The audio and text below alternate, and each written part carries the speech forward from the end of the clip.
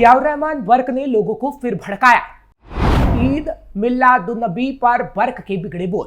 ईद मिलादुन्नबी का मौका था, बर्क मुसलमानों से मिल रहे थे, लेकिन इस बीच बर्क की एक और करतूत का पर्दाफाश हो गया। बर्क मुसलमानों के बीच भड़काऊ बोल बोल रहे थे ताकि उत्पात मचाया जा सके, जिसके सबूत भी सामने आए हैं। अभी हाल ही में संभल दंगों की रिपोर्ट ने चीख चीख कर बताया कि कैसे बर्क ने दंगा भड़काया, लेकिन अब वो यही काम दोबारा से संभल में कर रहे हैं। नमस्कार, कैपिटल टीवी का खास शो पर्दाफाश देख रहे हैं आप। मैं हूं आपके साथ हर्ष भारद्वाज। हाल ही में संभल में ईद मिलादुन्नबी के जुलूस में शामिल होने पहुंचे समाजवादी पार्टी के सांसद जियाउर रहमान बर्क ने ईद मिलादुन्नबी के अवसर पर मुस्लिम समाज के साथ मुलाकात की, हजरत मोहम्मद के संदेश को याद किया। उन्होंने धर्म की बात तो की, लेकिन लोगों को भड़काने की भी खूब कोशिश की। जियाउर रहमान बर्क ने कहा, नबी का संदेश स्पष्ट था कि सत्य के मार्ग पर चलना है और अन्याय के सामने कभी नहीं झुकना है, चाहे कोई भी हो, चाहे वो योगी ही क्यों ना हो।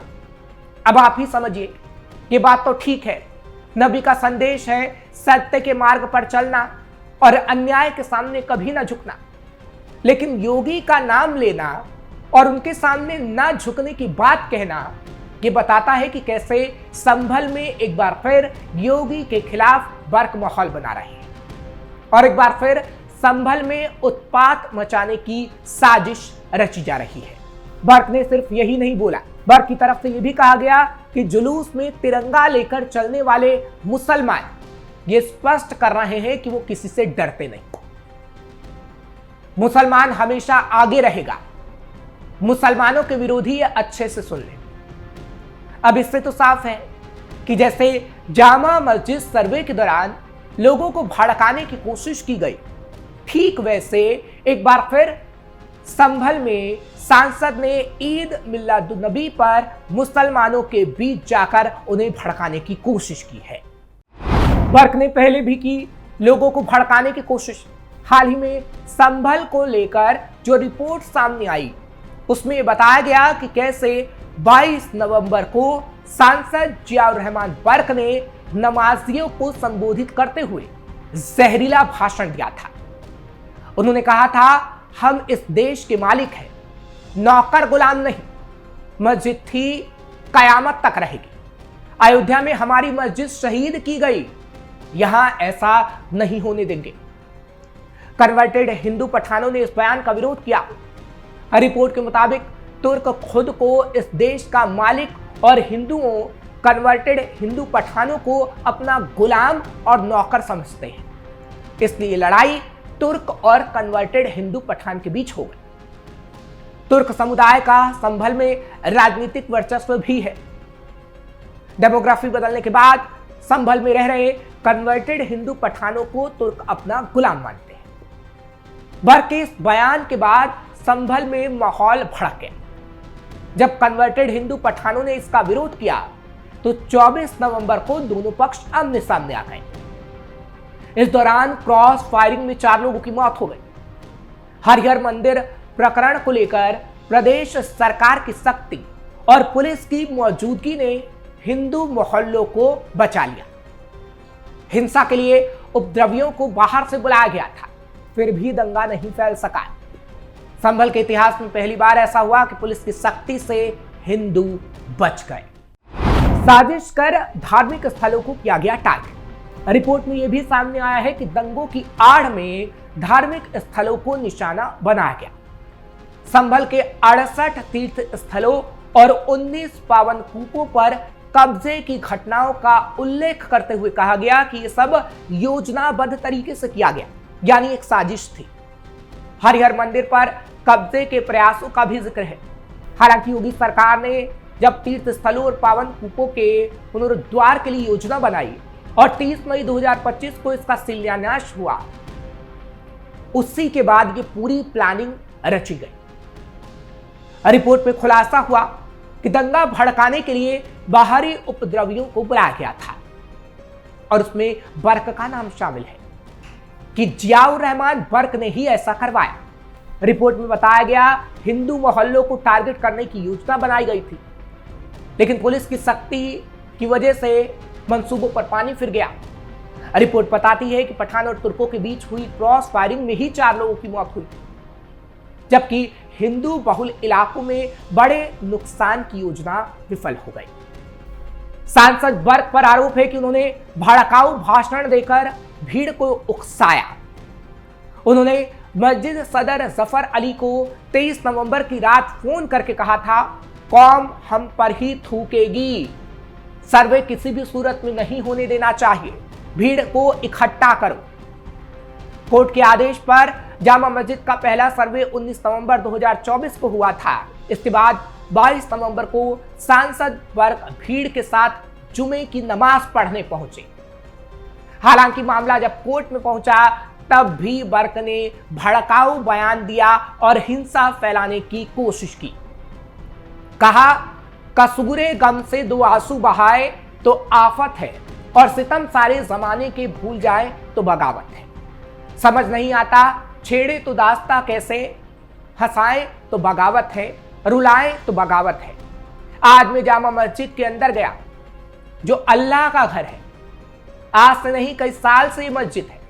यहाँ इबादत करने के लिए सारे मुसलमान तशरीफ लाए हैं। ये कुछ नया नहीं है, हमेशा से यहाँ नमाज अदा की जा रही है। आज मैं भी नमाज के लिए हाजिर हूँ। मुझे मालूम पड़ा कि पुलिस प्रशासन ने यहाँ बहुत तैयारी कर रखी है। पता नहीं यहाँ इतनी पुलिस फोर्स क्यों लगा रखी गई। यहाँ कोई जंग तो नहीं होने वाली है, नमाज ही तो हो रही है। हम लोग बहुत सुकून से रहते हैं, लेकिन कुछ लोग यहाँ का माहौल बिगाड़ना चाह रहे हैं। मैं कोर्ट के आदेश से सहमत नहीं हूं। हमें सुना नहीं गया। आदेश देने से पहले हमें सुनना चाहिए था। सर्वे कराने की इतनी जल्दी क्या है? पुलिस प्रशासन और चीजों में भी इतनी तेजी दिखाया करें। जो क्राइम होते हैं, जो लोगों पर झूठे केस लगाए जाते हैं, उनको रोका जाता तो खुशी होती, लेकिन मुसलमानों को प्रताड़ित किया गया। मुसलमानों की मस्जिद को शहीद करने की कोशिश की गई। ये चाहे 10 ड्रोन कैमरे यहां लगाएं, लेकिन ये मस्जिद थी, मस्जिद है, मस्जिद रहेगी, कयामत तक रहेगी। हम यहां सुकून को कायम रखना चाहते हैं, लेकिन आज हम सबकी जिम्मेदारी बनती है कि हम अपनी मस्जिद के लिए लड़ें। ये मस्जिद कोई 5-10 साल पुरानी नहीं है। हम इस देश के मालिक हैं, नौकर गुलाम नहीं। और जब नमाज के वक्त ये बयान दिया गया, उसके बाद ही हिंसा भड़क गई थी। वर्क बार बार दे रहे भड़काऊ बयान। हालांकि जब सर्वे का मामला ठीक हो गया, उसके बाद जब संभल में पिछले दिनों बुलडोजर एक्शन हुआ, तो उसके बाद भी समाजवादी पार्टी के सांसद जियाउर रहमान वर्क ने गंभीर आरोप लगाए। संभल में प्रशासन ने अवैध अतिक्रमण हटाने के लिए बुलडोजर की कार्रवाई की थी। सर्च अभियान के बाद पुलिस प्रशासन की मौजूदगी में बुलडोजर चला, लेकिन जियाउर रहमान वर्क की बोलती बंद नहीं हुई। उन्होंने कहा, मुस्लिम मोहल्ले में खौफ पैदा करने के लिए बुलडोजर चलाया जा रहा है, लोगों को भड़काने की कोशिशें की जा रही हैं। जियाउर रहमान वर्क ने कहा, 5 मुसलमानों की जान लेने के बाद भी मुस्लिम मोहल्लों में खौफ पैदा करने के लिए बुलडोजर चलाया जा रहा है। मुतासिरीन को इंसाफ दिलाने के बजाय मुसलमानों को शक की बुनियाद पर जेलों में डाला जा रहा है और उन पर बेबुनियाद इल्जामात लगाए जा रहे हैं। ट्वीट पर ट्वीट किए गए थे। कहा गया था कि जुल्म का शिकार सिर्फ मर्द ही नहीं बल्कि औरतों को भी बनाया जा रहा है और योगी सरकार ऐसा कर रही है, जिसकी वजह से पूरे खानदान बेबस और खौफजदा हो गए हैं। यह जुल्म एक हौलनाक तस्वीर पेश करता है। मासूम लोगों को कसूरवार ठहराया जा रहा है, उन्हें सजा दी जा रही है, जबकि उनके इंसाफ की मांग को नजरअंदाज किया जा रहा है। आज का संभल उत्तर प्रदेश में मुसलमानों के ऊपर जुल्म की वाज़ेह मिसाल है। मैं लगातार लोकसभा में इस मुद्दे को उठाता हूं। जालिम को सजा मिलेगी, मुसलमानों को इंसाफ मिलेगा, जिससे आप समझ सकते हैं कि बार बार मुसलमान शब्द का इस्तेमाल जिस तरीके से वो कर रहे थे और कह रहे थे कि मुसलमानों को प्रताड़ित किया जा रहा है, सिर्फ और सिर्फ वो लोगों को भड़काने का प्रयास कर रहे थे। मुस्लिम लोगों को भ्रम में रखने की कोशिश कर रहे बल। दरअसल अब आपको बताते हैं कि बार बार ऐसे भड़काऊ बयान क्यों दिए जा रहे हैं। एक तो भड़काऊ बयान देकर हिंदू और मुस्लिम के बीच खाई पैदा करने की कोशिश की जा रही है, और सिर्फ इसलिए ताकि इससे समाजवादी पार्टी को फायदा हो, क्योंकि संभल के अंदर सांसद हैं जियाउर रहमान बर्क और वो समाजवादी पार्टी से है, और समाजवादी पार्टी का वोट बैंक मुस्लिम वोट बैंक है। इसलिए मुस्लिमों को भ्रम में रखना, मुस्लिमों को भड़काना जियाउर रहमान बर्क का काम हो गया है, इसे कोर्ट भी मान रहा है। और साथ ही साथ अब जब संभल मामले की रिपोर्ट आई है तो वो तो दर्शा ही रही है कि कैसे जियाउर रहमान बर्क लोगों को भड़काने की कोशिश करते हैं। और अब एक बार फिर से वो जब संभल में मुस्लिमों के बीच पहुंचे तो फिर से लोगों को भड़काने की कोशिश की। यही जियाउर रहमान बर्क का असली रूप है। लेकिन बार बार ऐसी तस्वीर सामने आती रही तो जियाउर रहमान बर्क एक दिन जेल के अंदर होंगे और शायद उनका निकलना नामुमकिन हो जाए।